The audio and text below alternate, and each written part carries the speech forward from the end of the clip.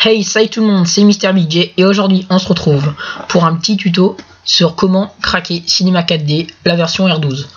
Alors avant de commencer la vidéo, je tiens tout d'abord à remercier mes 15 abonnés et mes 500 vues que j'ai réussi à dépasser sur YouTube. Donc voilà, donc on va commencer. Donc vous allez, déjà vous allez télécharger WinRAR. Donc vous allez sur Google quoi, et vous tapez télécharger WinRAR.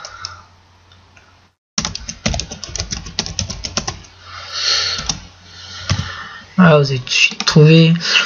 Vous prenez n'importe lequel. Vous prenez en général, faut prendre celui-là, c'est onenet.com, c'est le meilleur.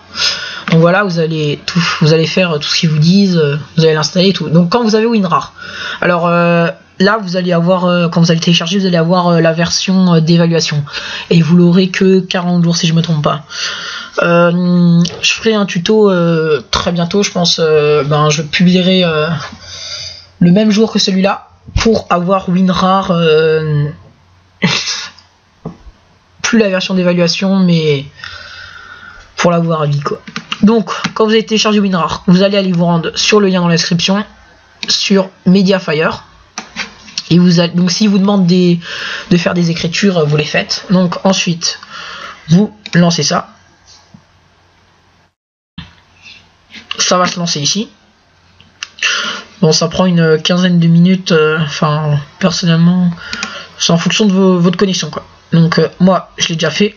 Ensuite quand vous l'aurez, vous le mettrez sur votre bureau, ça sera beaucoup plus simple. Donc voilà, vous le mettrez ici, moi je l'ai là.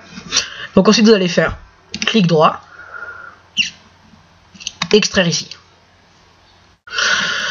Le temps que ça s'extrait, je vais arrêter la vidéo. Et voilà, donc l'extraction est finie. Donc comme vous avez pu le voir, j'ai mis une petite vidéo où j'ouvrais un pack. Et donc voilà, pour un pack, il me semble que je l'ai rentabilisé. Ouais, je dois l'avoir rentabilisé. Donc ensuite, vous allez avoir ce fichier qui sera ici. Donc vous allez cliquer dessus. Voilà, vous allez avoir tout ça. Et vous allez prendre en fonction de ce que vous utilisez. Donc si vous utilisez Vista ou autre truc comme ça, vous prenez celui-là. Par contre si vous utilisez Windows 7 en 64 bits, 32 bits, vous prenez celui-là. Donc vous allez cliquer dessus. Bon, normalement ça va toujours prendre du temps à s'ouvrir. Alors je tiens à préciser, il faut surtout pas le déplacer vers le bureau, parce que sinon ça va jamais s'ouvrir. On va créer un raccourci juste après.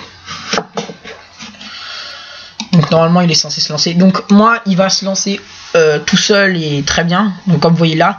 Mais vous normalement ça va vous demander une clé et des informations sur vous. Alors pour les informations de préférence, vous allez mettre ce qui vous demande, vous mettez le mot en anglais. Genre par exemple la ville, vous mettez city ou des trucs comme ça. Enfin bref. Après c'est comme vous voulez.